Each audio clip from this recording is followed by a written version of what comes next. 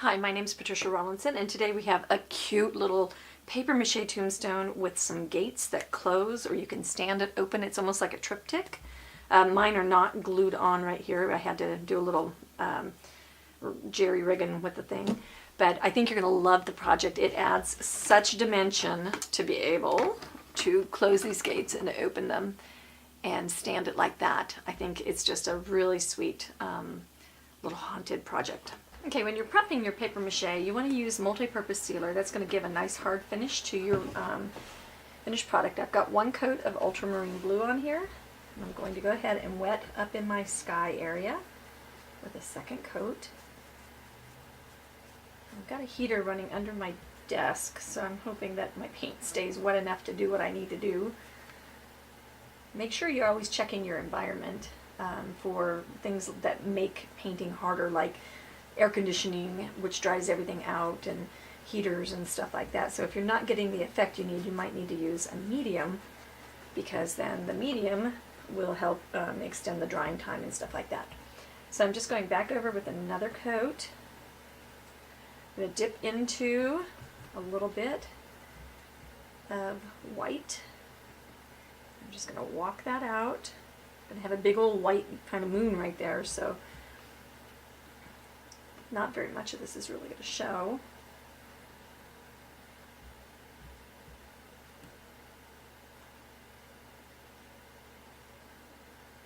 Okay, and then I'm going to wipe out my brush, which I can't really do because I don't have a paper towel, but I want to keep going because my project is wet.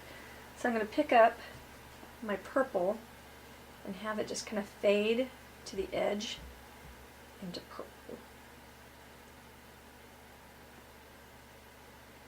Fade. See how it's drying already. Let's walk that purple in just a little bit in here. Okay.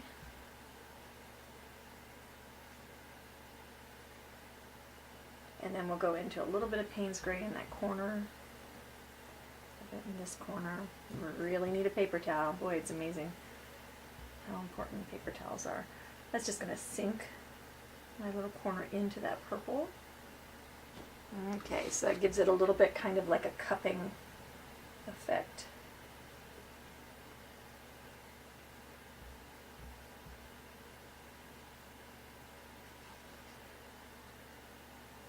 Okay, and we'll let that dry. Okay, I'm going to use this circle stencil as like a little mask.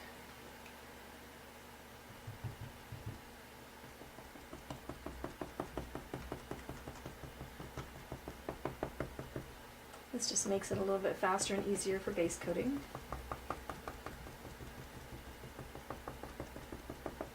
And when I get my second coat on, I'll go in with a little wet in the white. Alright, we're going to do some dry rubbing. I've got some white paint and a dome brush, drying it off on my paper towel. And we're going to make some kind of creepy cloud dust stuff.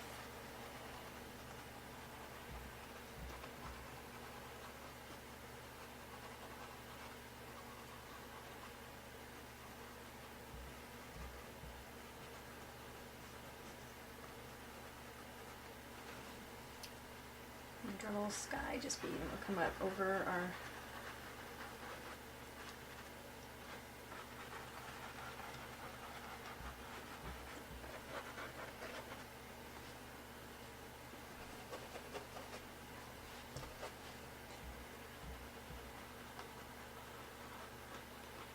so we'll make it be strong in the front and weak in the back, giving it more dimension. So you'll increase or decrease the amount of pressure that you're doing on your brush. And then I think, let's rub that off just a little bit more. Let's give our moon just a little bit of a spill over glow.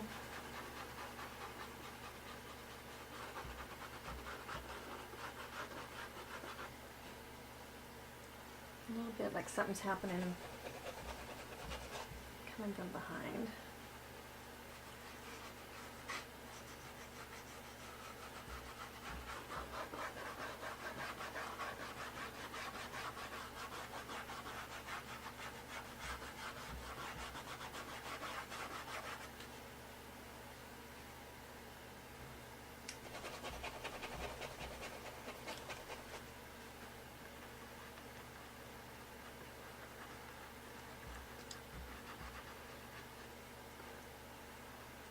bit stronger. Sometimes it's a really good idea to sneak up on things and make sure that you want to do what you think you're going to do. Yeah, so that's starting to just give that creepy kind of night, full moon. Background sky kind of thing.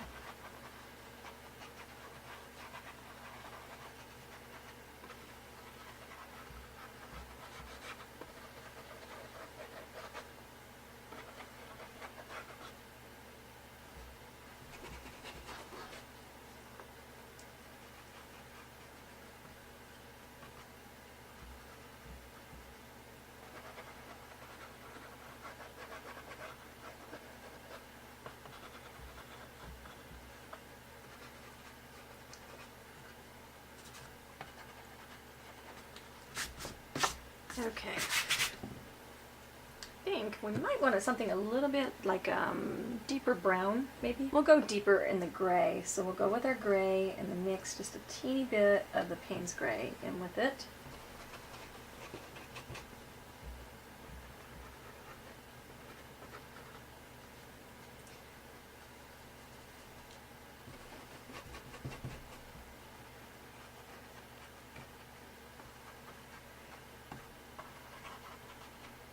So that's going to give us that three layer kind of thing.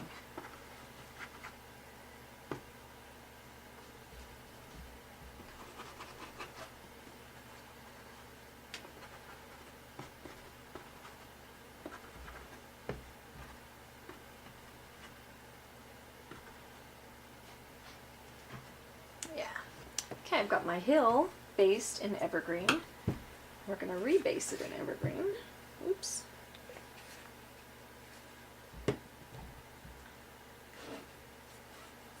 Just go with a nice wetting base. Then we'll slip slap. Probably could use a little black green out. Get this middle area.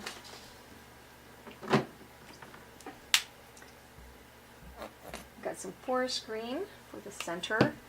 Let's go ahead and get that going. Follow our path just a little bit.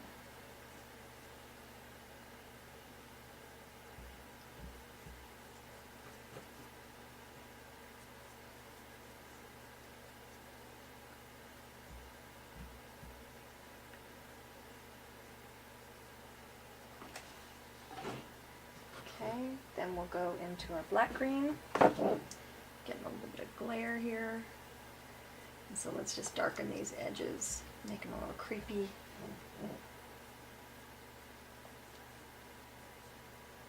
Anytime you darken the edges, it really gives it the effect of like focusing. So it's like framing your piece. So I always try to give my edges just a little bit of darkening.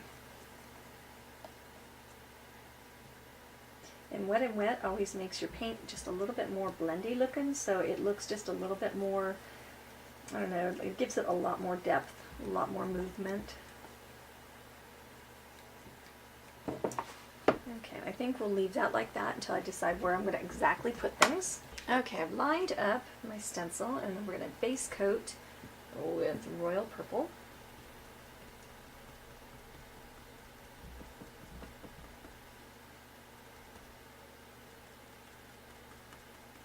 Just using a jumbo dauber. Probably going to have to do it 2 times just because of that combination of where the moon and everything comes together. When you get to your edges, you want to kind of you kind of want to hold things down so you don't have flaps.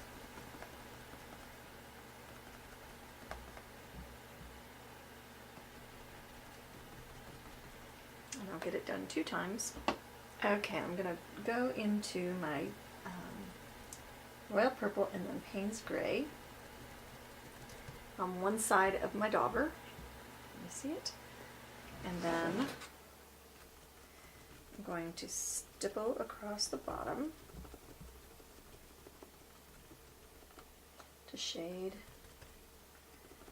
walk it up a little bit more.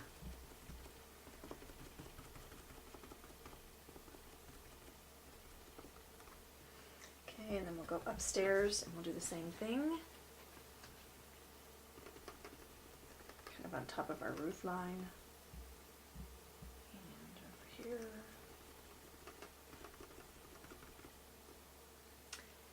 And over here.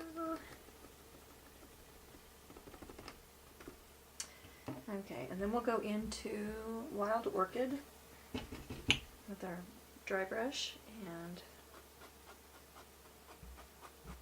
just go ahead and give it some streaks like it's got clabbered.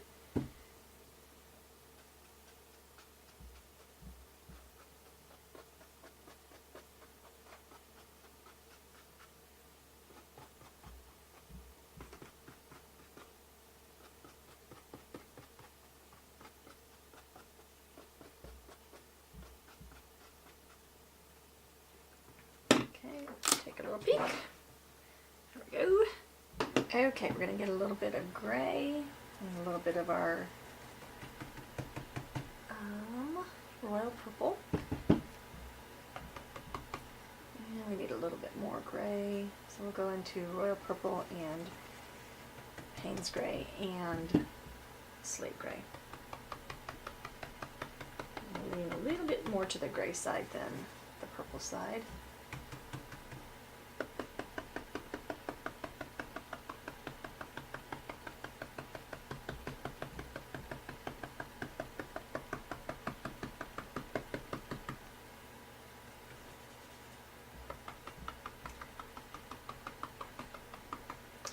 A little bit darker to the edges.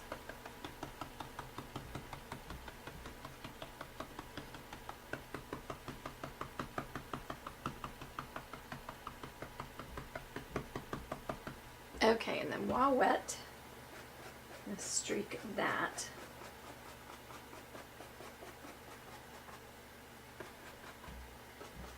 Just a little bit of slate gray.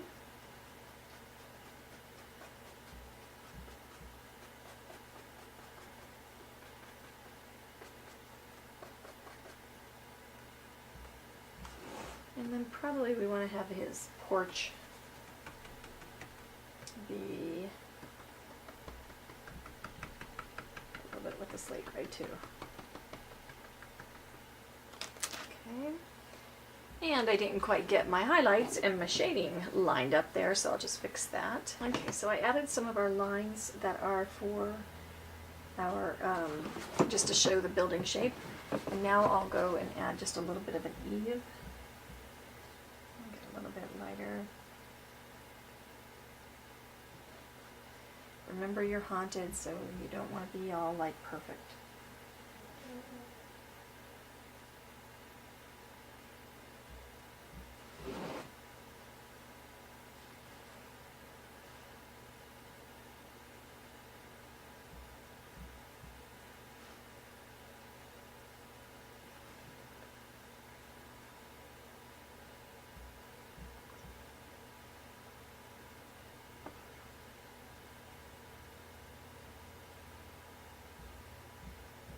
Our line for our roof. Okay, so we're going to go into our Paynes gray and we'll just fix our little not so awesome shading.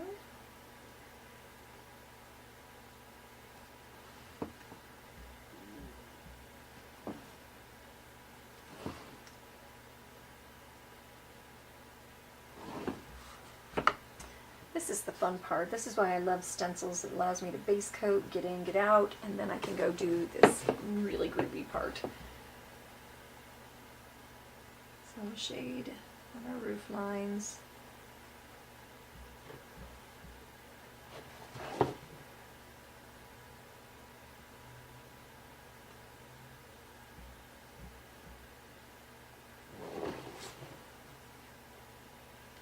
Add our details, add the jazz.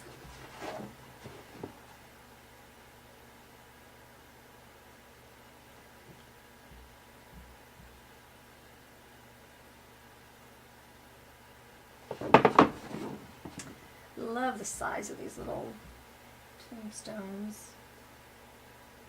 I don't know if you caught on that these are tombstone shapes, I'm kind of using it as a surface, and it's going to be this gate and all this kind of stuff, but they're actually little just tombstones, and I think they're just stinking adorable.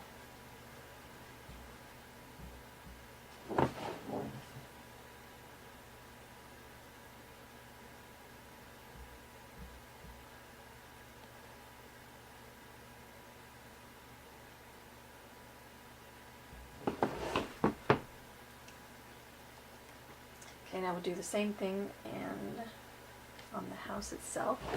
So everybody gets shaded under the eaves, because of course that's where things are dark. And then I'll just start making the house kind of pop.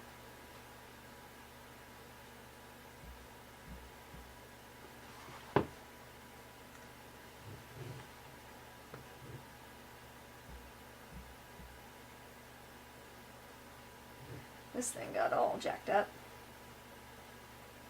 So we'll follow that shape.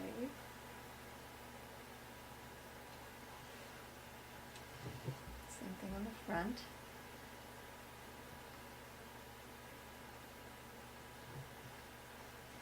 And the same thing underneath this little doorway eave.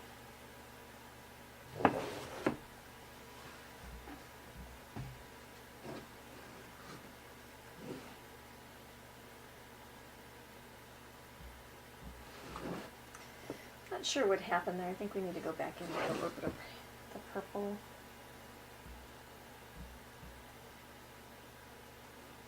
Give it a little bit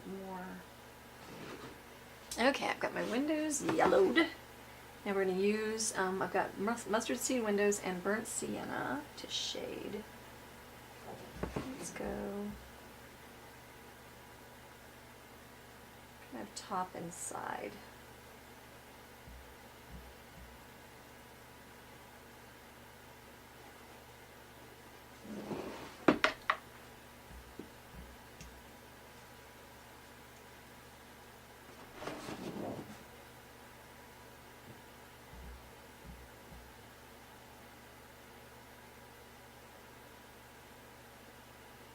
Creepier kind of thing.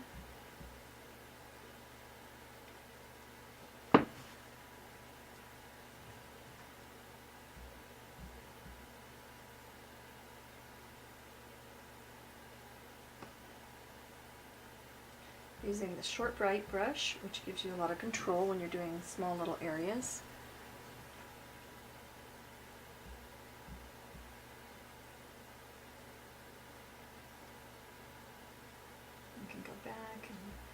Just a little bit. Okay, that just gives it a kind of neat little glow. Okay, then we're going to take our liner brush and we're going to line our windows with black. Okay, so I've got my Mighty Fine liner, which is super great for doing super fine lines. And we're just going to add our window details. One trick that you want to use with liner brushes, and I saw myself just doing it right there, is if you don't have your liner brush standing perfectly upright, then you're not going to get a perfectly awesome skinny line. It'll get fat. So you want to make sure that you don't lean. Okay, I've got a little spider web window going on here.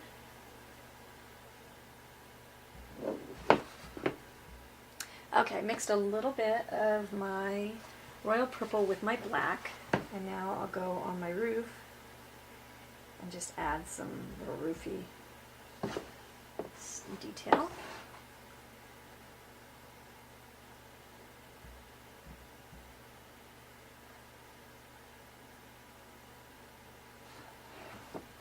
Just makes it kind of a little subtle gray.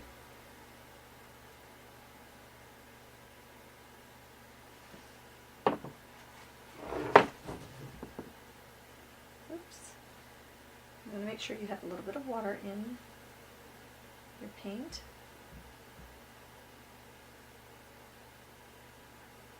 Do little skip lines. These don't need to be exact.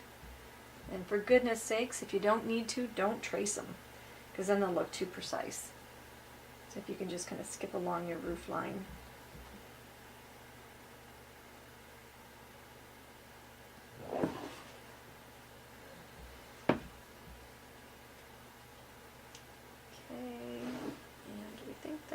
far done with our details. I'm thinking, let's give our chimney just a little bit of a dividing line there. Okay, my sky got a little bit darker than I want for where my house sits. So I'm going to mask it with the yellow tape. And then I'm going to go in and just give it a little bit of lightening up.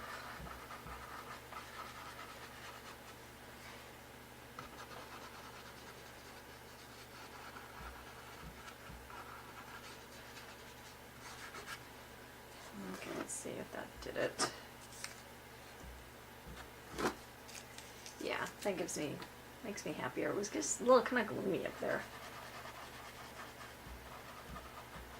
Maybe we'll add a little bit more clouds.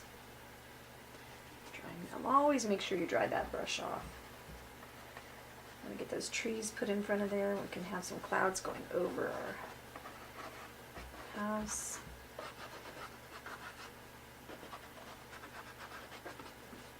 Say woo kind of thing.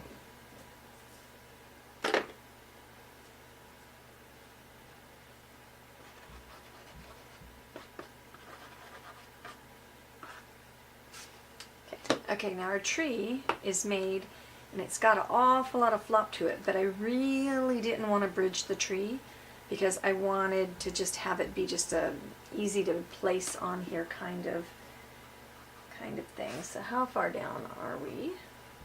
We're pretty far up actually. So, and we're just going to do the tree, the same position on both sides. And one of the things when your stencil starts flopping over to the other side, you need to make sure that you keep it kind of held up just a little bit. So I'm going to look for something that's about the same height as my little tombstone. Okay, I found a stack of these little letters. So now I'm going to go into my black and make us some black trees.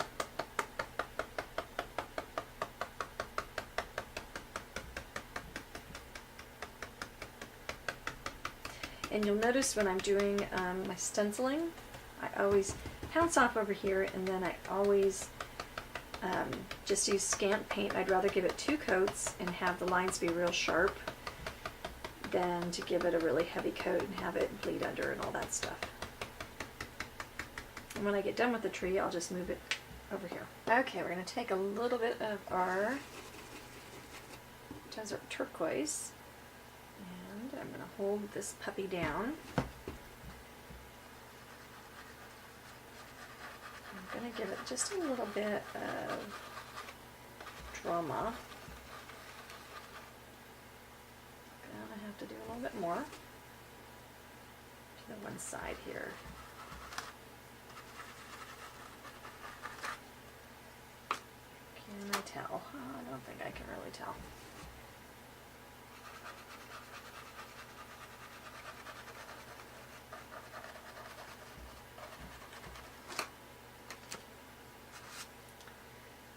It's a little bit easier to tell. Okay, let's go on this side.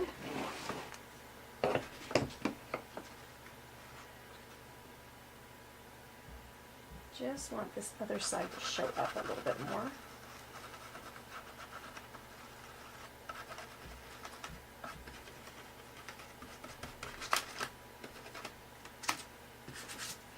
There we go.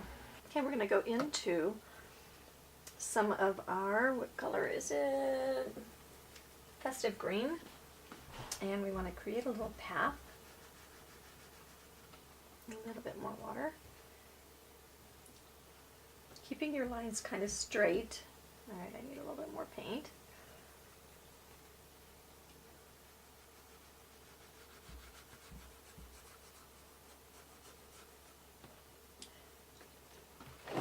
Lift it up just a little bit so I can get less glare.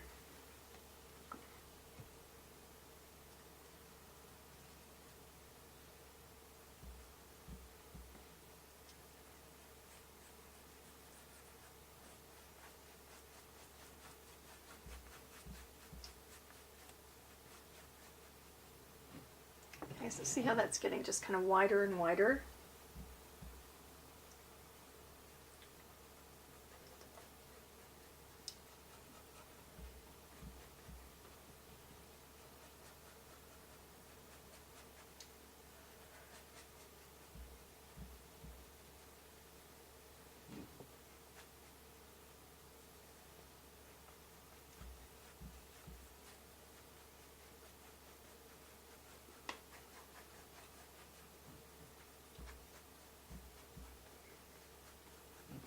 Okay. Let's see if I want to go a little bit further with this.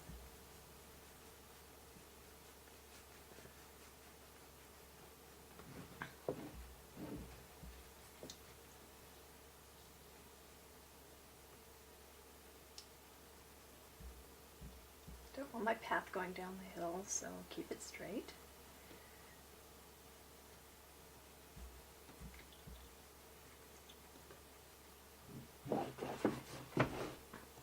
Okay, so my path is fading just a little bit.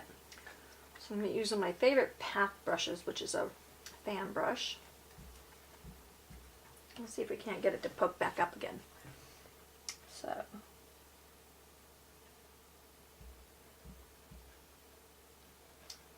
straight across,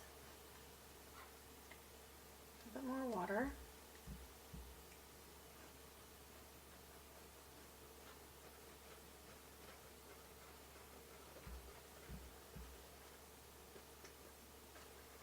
Got to give a little bit more base coats to my elements here, so I'll just kind of wipe them off. And that should fade just a little bit more, and then it'll be about perfect. Okay, I think we want to add some bats, so I have a little bat stencil here. Bats are one of the things I hate to base coat the most. Anything with little points, I think, are just a drag.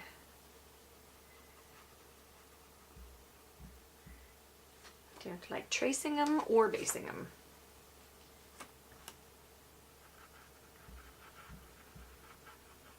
Not when you can spend 2 seconds and scumble them on. Let's see. I'm using a crescent brush because it's so nice and short bristled that it just does a perfect job.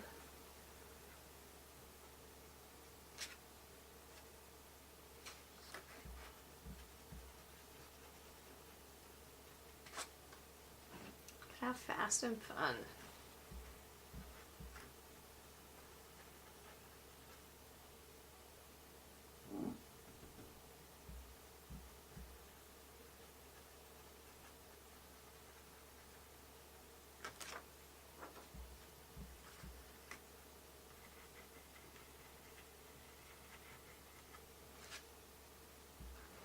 Okay. I feel like I need one more little something or another, maybe.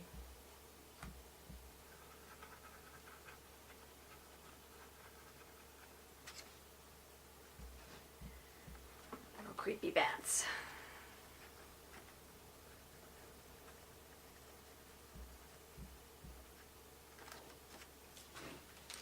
Yeah. Alright, so we're going to highlight these tombstones. And so we're just going to use our stencil as a mask. I'm just go, whoops, hi, way too much paint.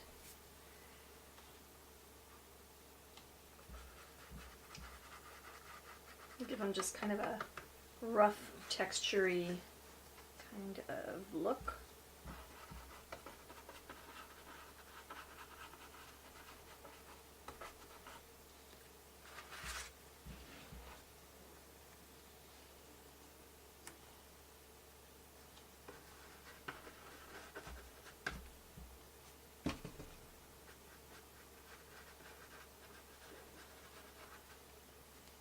Okay, we're going to add the depth. If you have any of the bristles that just fall off onto your project, or stick to your project, just wipe them off with your fingers. So add depth with neutral gray plus black. Just bring that along. Now you have a 3D tombstone. And you can add just a little bit. That might need to be brightened up just a touch. So add just a little bit of the slate gray.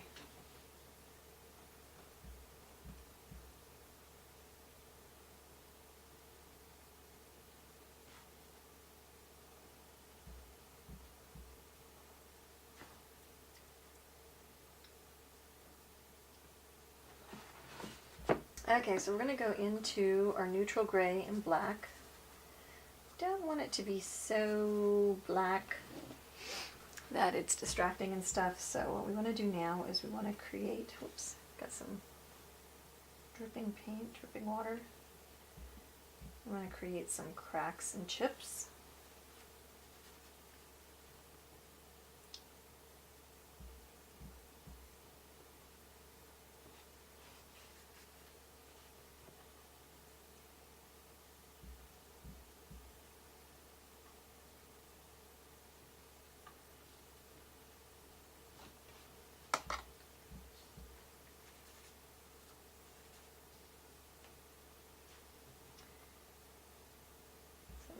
Created. They're usually kind of pointy looking, kind of.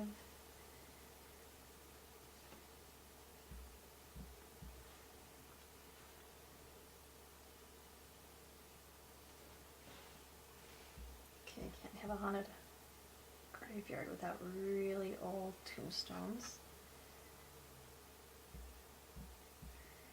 Dig into the sides a little bit.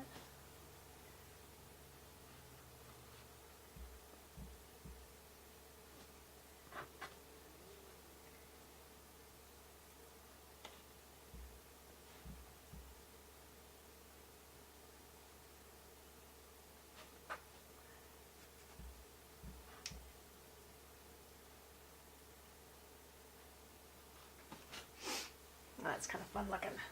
And then we can increase just a little bit, oops, too much water, just to deepen the effect. Not everywhere, just a little bit at one end or the other.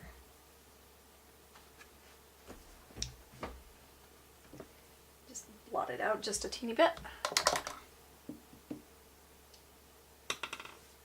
Alright, and then we need to write our little phrases. Alright, we're going to be dry rubbing our pumpkins with Canyon Orange. So we're just going to leave that outer area dark. I'm going to need a bigger brush. It behooves you to have many, many, many of these domes and crescents. You would not believe how many I go through in a project like this. And I don't really need the stencil on here. I could do it without it, but I like that it's a mask and it keeps my outer areas protected. Okay, let that dry. Get some depth going on there. We can increase our orange in our windows just a little bit.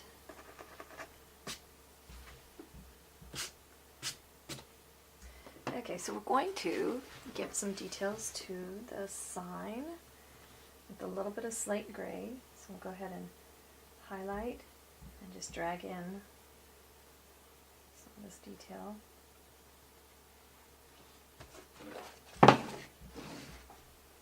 I want it to be just slightly a different texture than the tombstones, slightly like wood versus stone.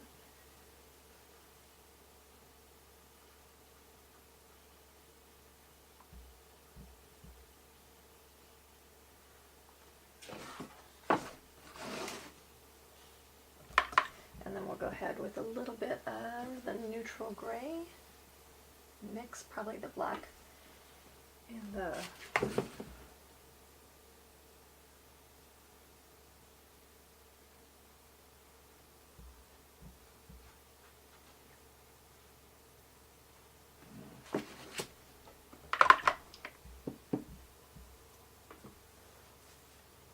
and we'll mix neutral gray and burnt sienna. Okay, we're going to do the forest green for pumpkin stems.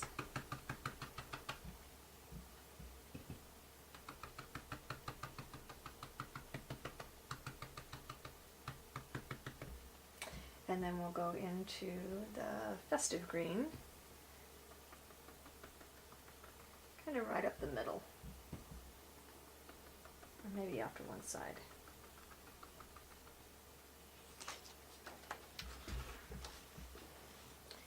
And he needs a little leaf.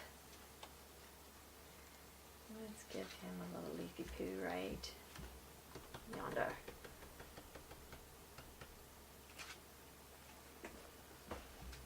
I'll give him another one over here. Okay, so we're going to highlight the ghosts with a little bit of white plus a slate gray.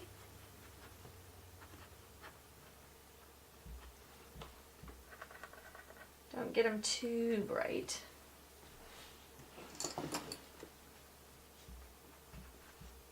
And then we can shade them with a little bit. I wonder if we want to shade them with a little bit of purple or something.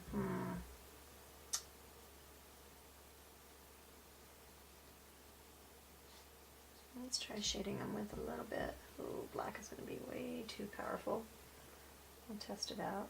Oh, horrendous. Okay, that's what fingers are for, right? Maybe we'll try just a little bit of purple. Bring some of that down into the...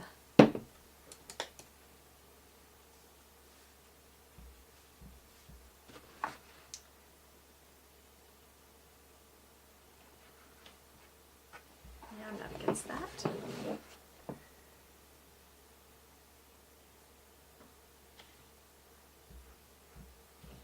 Got a little bit of purple glazing here and there.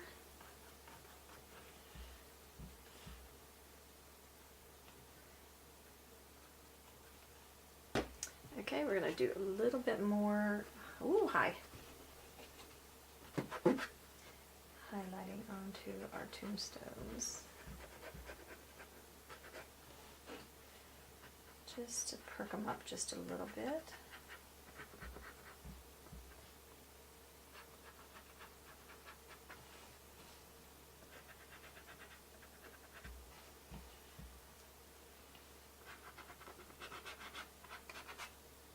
Let's streak our sign with some gray, give it some age, and then some neutral gray if I had any left at all. My palette.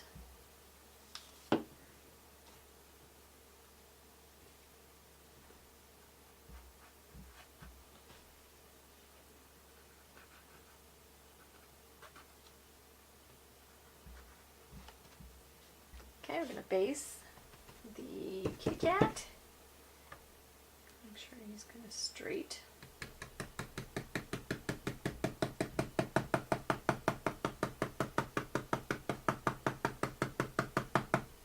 Alright, so I've got my face on there with a little bit of the orange that was in my brush and the mustard seed. And now I'm going to go and highlight just off to one side. Just the mustard seed.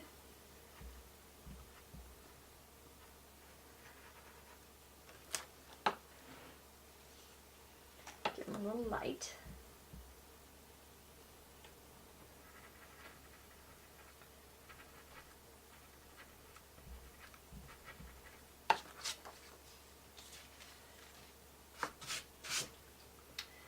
Give the pumpkins just a little bit.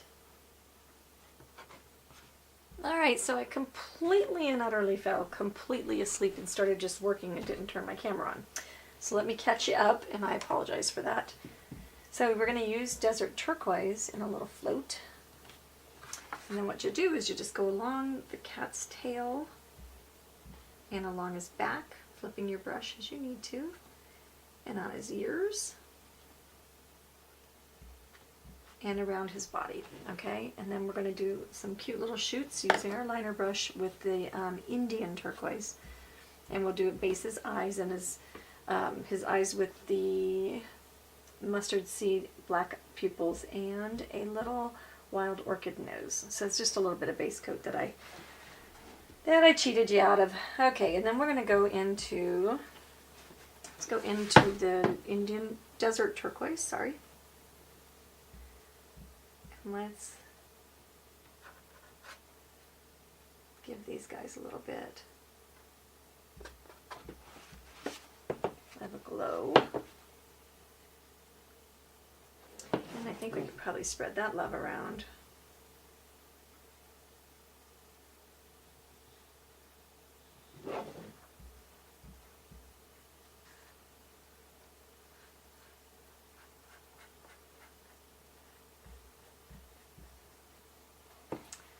just kind of scatter that.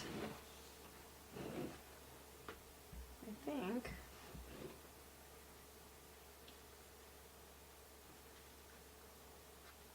We give ourselves a little bit of hints of that up here in his roof.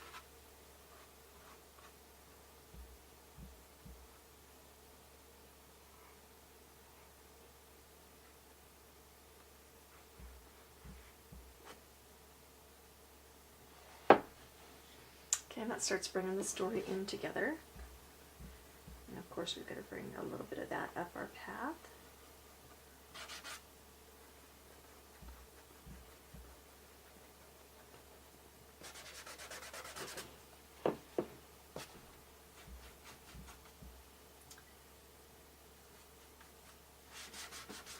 A little bit of overkill there.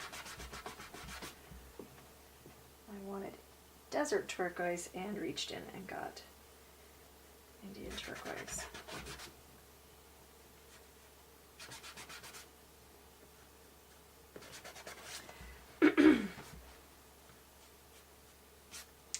Okay. Now it's becoming a cohesive little bunch of stuff.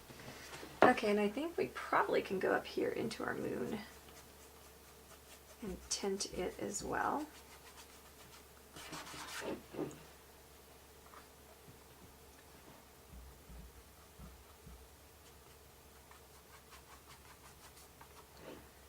Okay, and I think we're going to need to bring out some of the big guns like some magic dust and things like that. Let's get a dry dome brush.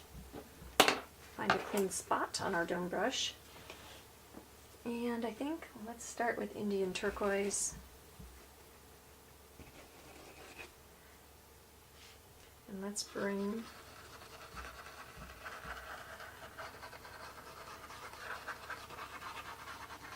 some of that magic dust through our seam.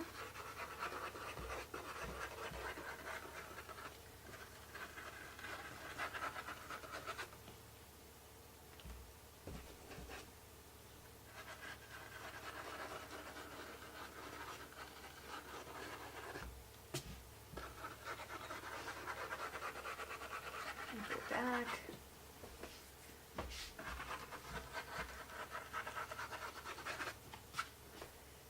Get into Indian turquoise. We might need to go into, okay, so we'll come here. And you get skinnier as the magic dust is flying around.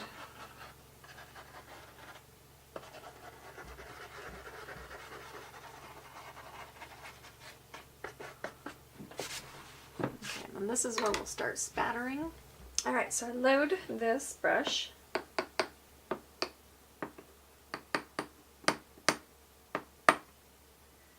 with my Indian turquoise.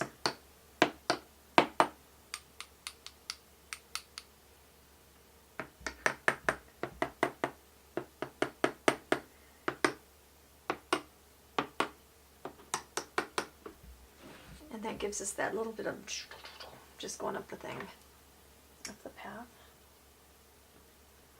I might even, I'm making a giant disaster. Be careful when you spatter that you watch what's around what you're spattering.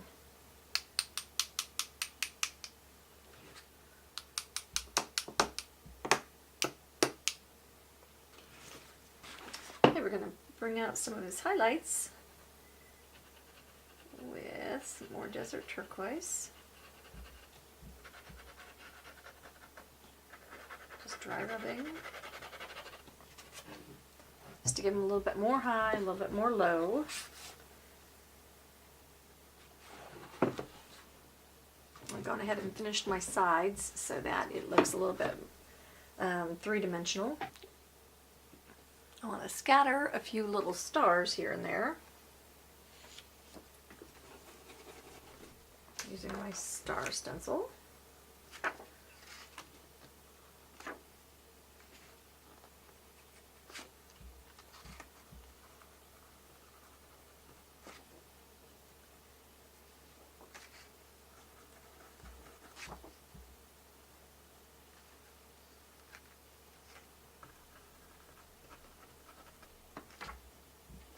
All right, to finish this wonderful little piece off, we're going to paint our little wood bits black and we'll hot glue them on. You're going to glue your hinges on before you glue this piece on. So you'll glue the hinges to, there's going to be two. You'll glue the hinges to the wood piece.